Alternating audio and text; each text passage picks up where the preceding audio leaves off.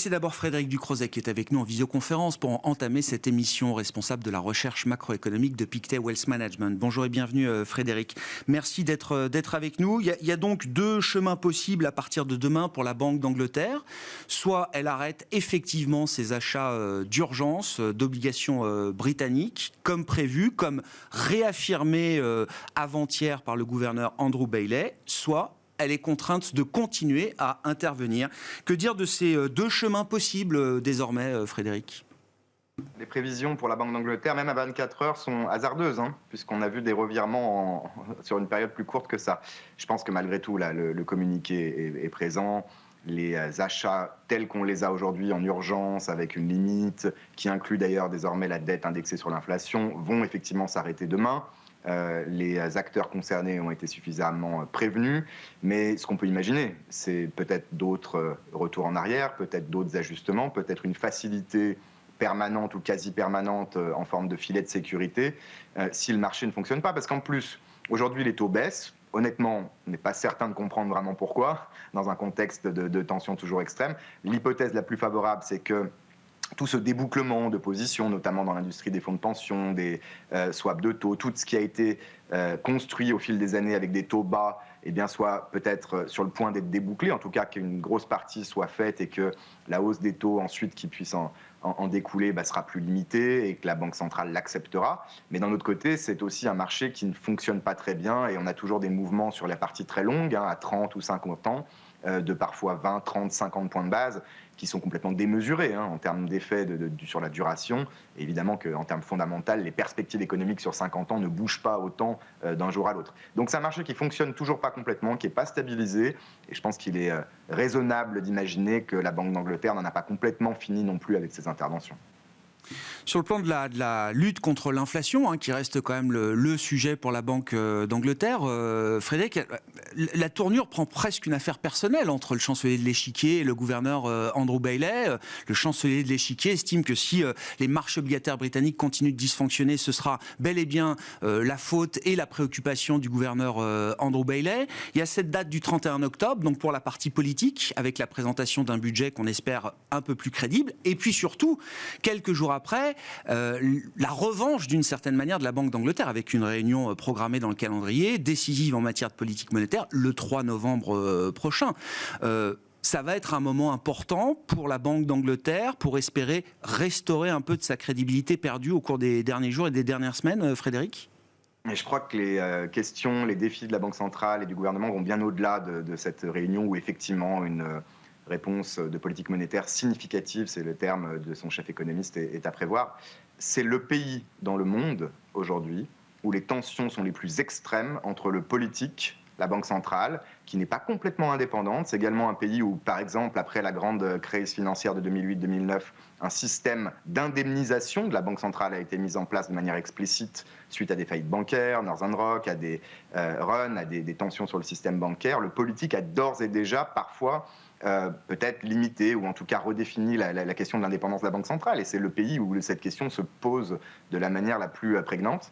Donc je pense que c'est tout le reste du monde qui regarde, y compris la Fed, y compris la Banque centrale européenne, ce qui se passe au Royaume-Uni. Et effectivement, in fine, ça reste une question budgétaire quand même dans le contexte actuel, de par son impact sur la croissance, sur l'ampleur de la récession qui est à prévoir, sur l'inflation. Selon les mesures qui seront prises ou éventuellement réajustées, le pic de l'inflation peut être à 10, 11 ou 15%. Ça fait une énorme différence et la Banque centrale devra effectivement s'ajuster. Mais encore une fois, c'est une question qui pendait peut-être au nez du Royaume-Uni aussi, dans la mesure où la dette, comme partout, est relativement élevée et où la question de la capacité d'une banque centrale aujourd'hui à monter les taux vraiment jusqu'au niveau où elle le veut est en question. Et donc le résultat de ces prochaines réunions, prochaines décisions de la Banque d'Angleterre, à mon avis, dépassera, les conclusions et les implications dépasseront largement le cadre du Royaume-Uni. Du côté de la Réserve fédérale américaine, Frédéric, on aura évidemment le chiffre d'inflation pour le mois de septembre tout à l'heure. Quand on reprend les minutes, le compte-rendu de la dernière réunion qui ont été publiés hier soir, on comprend qu'évidemment du côté de la Fed, la stratégie n'a pas changé. Le risque est toujours de relâcher trop tôt les efforts de lutte contre l'inflation et donc on se rapproche d'un risque de surréaction à un moment de la Réserve fédérale américaine. Frédéric, c'est un risque qu'ils sont prêts à prendre dans le contexte actuel? Très clairement, je crois que c'est toujours l'image de Larry Summers des antibiotiques. Hein. Si vous les stoppez trop tôt, l'infection peut revenir, qui risque effectivement une erreur de politique monétaire en resserrant de trop la politique monétaire. Quand le marché immobilier, quelque chose que je n'ai pas évoqué pour le Royaume-Uni, mais en train de s'ajuster très très rapidement, et aux États-Unis également, quand les effets réels, avec un retard, vont quand même se faire sentir sur l'économie réelle. Et je crois que c'est là le point essentiel. Donc le cadre, il est très clair. La Fed est très probablement sur le point de monter les taux à nouveau de 75 points de base en novembre. Il y a très peu de doute là-dessus, quel que soit d'ailleurs le chiffre d'inflation aujourd'hui, parce qu'il vous faudra au moins 2, peut-être 3 chiffres d'inflation meilleurs, ce que je pense est d'ailleurs envisageable, pour que la Fed enfin relâche un peu la pression. Mais malgré tout, on a parlé du Royaume-Uni, on a parlé de la pression extérieure, du risque de stabilité financière ou d'instabilité financière qui peut un jour potentiellement même toucher les États-Unis, le marché du high yield notamment. Et puis on a Brainard, la vice-présidente, vice-chairman de la Fed, qui s'est pas vraiment exprimée depuis Jackson Hole cet été, depuis que Powell a repris finalement un peu les rênes de manière plus hawkish, et qui nous dit, oui, certes, l'inflation la priorité, encore des progrès à faire, mais c'est également visible dans les minutes d'ailleurs pour quelques participants. Il va falloir quand même à terme être plus prudent, notamment pour cet argument, à mon avis central, de la Banque centrale, qui est que le resserrement très rapide des conditions financières qu'elle a opéré depuis le début de l'année se transmet à l'économie réelle avec un délai, avec retard. Et ça, je pense que cet argument va revenir d'ici décembre, peut-être début de l'année au plus tard, pour qu'enfin, et j'y crois toujours personnellement, la Fed s'arrête, fasse une pause ou en tout cas soit beaucoup plus prudente dans ses hausses de taux.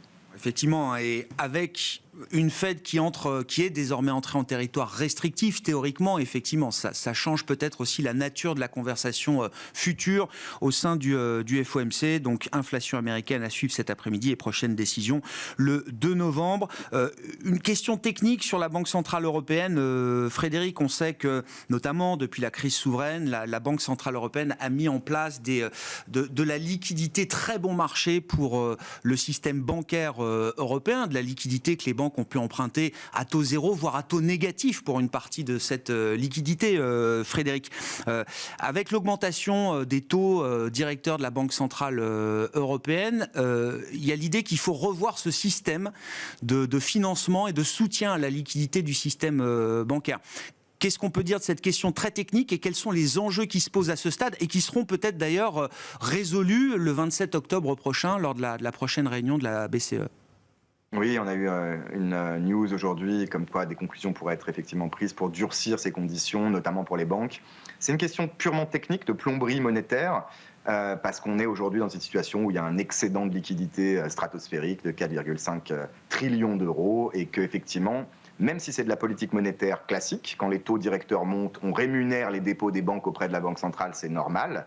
La question se pose, et d'ailleurs des pays comme la Suisse ont mis en place des systèmes qui réduisent finalement les transferts que la BCE, en l'occurrence, ou que la Banque centrale fait aux banques. Dans un contexte politique où tout le monde souffre, on comprend que c'est politiquement toxique, potentiellement, de redonner énormément de profits, de gains au secteur bancaire, même si c'est la voie normale de la politique monétaire. Donc on imagine bien, je pense juste qu'il faut que la BCE fasse très attention, parce qu'il n'y a pas de bonne solution, il n'y a pas de solution facile.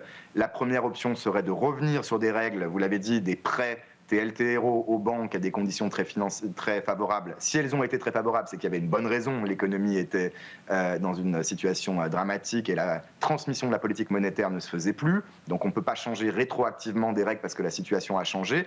À mon avis, ça pénaliserait la crédibilité de la BCE si elle a à nouveau besoin de cet outil un jour. Et on peut difficilement aussi faire exactement ce qui a été fait en Suisse ou ailleurs, parce que vous devez avoir suffisamment de liquidité quand même, et c'est là le point technique, pour que vos taux d'intérêt à court terme sur le marché, cette fois, pas ceux de la Banque centrale, restent suffisamment bas, proche de votre cible, qui est en l'occurrence la facilité de dépôt de la BCE. Et ça peut notamment entraîner des problèmes aussi sur le marché obligataire en général, sur le marché du repo, le collatéral s'échange, donc c'est des systèmes très compliqués. Mais si vous touchez à ça et si vous perturbez l'équilibre, vous avez potentiellement, alors pas des cas aussi dramatiques qu'au Royaume-Uni, mais potentiellement une détérioration des conditions de liquidité qui n'est pas souhaitable. Et donc la BCE doit opérer entre la technique, la politique, sur une ligne très fine. Oui, globalement, effectivement, toutes les banques centrales deviennent plus attentives quand même à ces questions de liquidité aujourd'hui, Frédéric. C'est certain, et voilà, la question se posait d'ailleurs aussi au Royaume-Uni. Bon, dans le cas de la BCE, pour finir, en juin prochain, plus de 1 000 milliards d'euros seront remboursés dans une première opération de TLTRO, et ensuite le bilan va continuer de se réduire quand même graduellement. Donc ce problème va naturellement disparaître, mais politiquement, je ne sais pas si la BCE a le temps, effectivement, dans ce contexte très difficile, d'être trop favorable aux banques, et les news de ce matin suggèrent qu'elle voudrait durcir effectivement ces conditions. Merci beaucoup Frédéric. Merci pour votre éclairage sur ces différentes situations de banque centrale. Frédéric Ducrozet, responsable de la recherche macroéconomique de Pictet Wealth Management, en visioconférence avec nous depuis Genève.